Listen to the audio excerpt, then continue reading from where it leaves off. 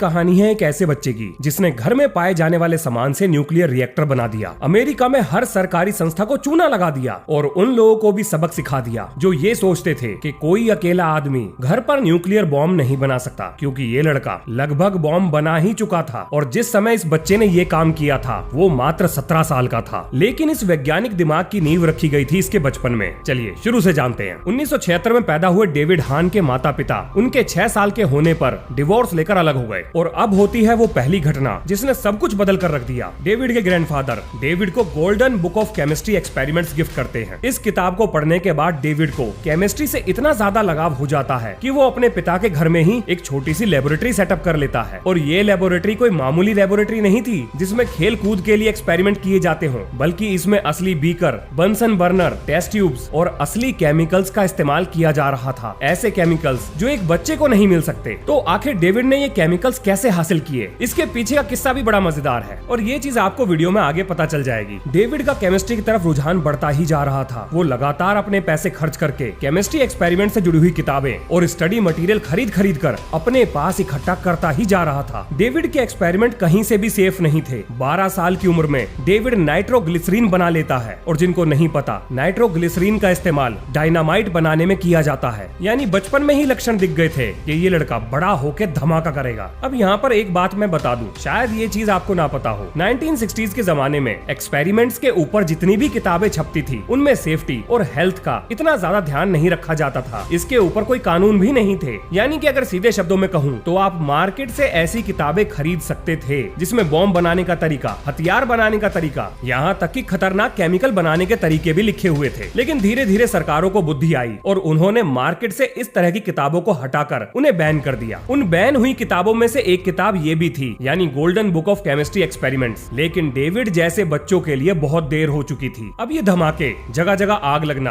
Carpet का जलना, कमरे का काला होना, कमरे से धुआं आना डेविड के घर में रोजमर्रा की बात थी, जिससे परेशान होकर डेविड के पेरेंट्स डेविड को अपनी लेबोरेटरी को कहीं और सेटअप करने के लिए कहते हैं। और ये थी वो दूसरी घटना जिसने डेविड को केमिस्ट्री में फ्री हैंड दे दिया, यानी खुली छूट दे दी। क्योंकि डेविड ऐसे बहुत सारे एक्सपेरिमेंट करना चाहता था जिन्हें वो अपने पेरेंट्स के डर की वजह से नहीं कर पा रहा था। अब डेविड पहुंच जाता है घर के बेसमेंट में, जहां उसे पहले से बड़ी जगह मिल जाती है। वो पहले से बड़ी लेबोरेटरी सेटअप करता है और अब होता है पहला बड़ा धमाका। डेविड कहीं से रेड फास्फोरस इकट्ठा कर लेता है और जब वो उसे कूट रहा था तो उसमें हुए धमाके की वजह से डेविड का घर, उनके पड़ोसियों का घर और उनके भी पड़ोसियों का घर इस धमाके की वजह से हिल जाते हैं। सारा फर्नीचर नीचे गिर जाता है, कांच टूट जाते हैं और इस धमाके से डेविड को बहुत चोटें आती हैं, जिसके इलाज के लिए डेविड को हॉस्पिटल ले जाया जाता है। अब इस घटना के बाद डेविड को घर में किसी भी तरह के एक्सपेरिमेंट करने से बैन कर दिया जाता है। पर कोई बात नहीं, डेविड इसका भी जुगाड़ निकाल लेता है। वो अपनी माँ के घर में बने स्टोर रूम के अंदर अपनी फुल स्केल लेबोरेटरी सेटअप करता है। जैसा कि आप जानते हो, डेविड के पेरेंट्स डिवोर्स हो चुके थे, तो डेविड की पहली लेबोरेटरी थी अपने फादर के घर पर और फुल स्केल पर तैयार करी गई दूसरी लेबोरेटरी वो अपनी माँ के घर पर सेटअप करता है। अब यहाँ पर डेविड के फादर को चिंता होती है तो वो उसे स्काउट में डाल देते हैं। और जो लोग स्काउट नहीं समझते वो इसे एनसीसी से कंपेयर कर सकते हैं, यानी भारत की नेशनल कैडेट कॉर्प्स। अब जिसकी डिटेल में मैं इस वीडियो में नहीं जाऊंगा, आप इसके बारे में इंटरनेट में पढ़ सकते हैं। अब जैसे आर्म्ड फोर्सेज में यानी आर्मी, नेवी और एयर फोर्स में अलग अलग अचीवमेंट्स के लिए बैजेस मिलते हैं, ठीक इसी तरह से स्काउट में भी बैजेस मिलते हैं। और आप यकीन नहीं करोगे, अपने द्वारा किए गए कामों की वजह से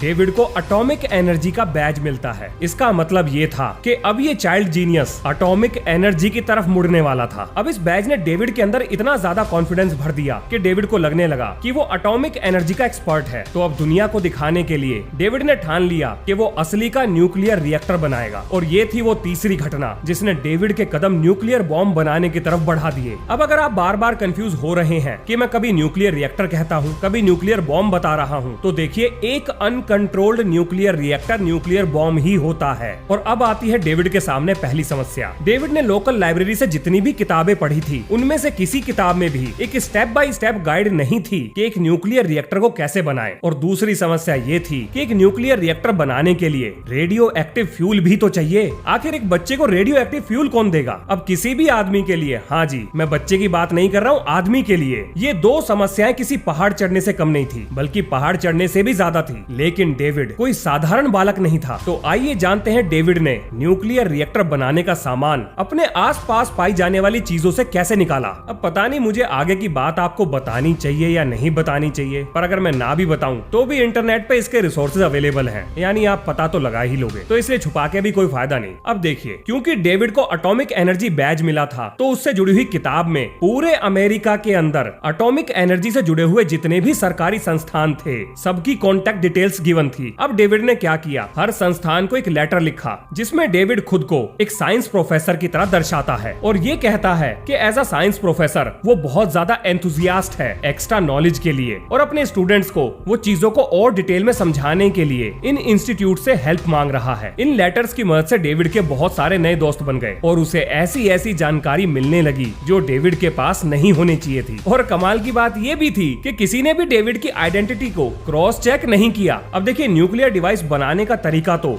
डेविड को अपने दोस्तों की मदद से पता चल गया था, लेकिन रेडियो एक्टिव मटेरियल कहां से लाएं? तो अब डेविड ने उन चीजों की शॉपिंग लिस्ट तैयार करी जिनके अंदर रेडियो एक्टिव मटेरियल का इस्तेमाल होता है। हाँ जी, ऐसी बहुत सारी चीजें हैं जो हमारे घर में ही पाई जाती हैं, जिनके अंदर रेडियो एक्टिव मटेरियल इस्तेमाल होते हैं। उससे पहले एक और मजेदार किस्सा सुनो। डेविड अपने रिएक्टर में यूरेनियम का इस्तेमाल करना चाहता था, लेकिन सवाल था ये कि आखिर यूरेनियम आएगा कहां से? तो डेविड ऑनलाइन जाकर यूरेनियम की खोज शुरू करता है और चेकोस्लोवाकिया में स्थित एक डीलर उसे यूरेनियम सप्लाई भी कर देता है। हाँ जी, ये इतना ही आसान था। यूरेनियम हाथ लगते ही डेविड को ये बात समझ में आ जाती है कि उसकी लो बजट लैब के अंदर यूरेनियम को प्यूरिफाई करने की क्षमता नहीं है। तो अब डेविड यूरेनियम का ख्याल छोड़कर थोरियम की तरफ शिफ्ट हो जाता है। अपने न्यूक्लियर रिएक्टर को कामयाब बनाने के लिए डेविड को चाहिए था एक न्यूट्रॉन गन, जिसके लिए डेविड को चाहिए था एमरीसियम। ये एक एलिमेंट है जो कि हमारे घरों में स्मोक डिटेक्टर में इस्तेमाल किया जाता है। ये बात डेविड को उसके साइंटिस्ट दोस्त बताते हैं। अब डेविड कबाड़ में से दुनिया भर के स्मोक डिटेक्टर खरीद लाता है, लेकिन समस्या आती है ये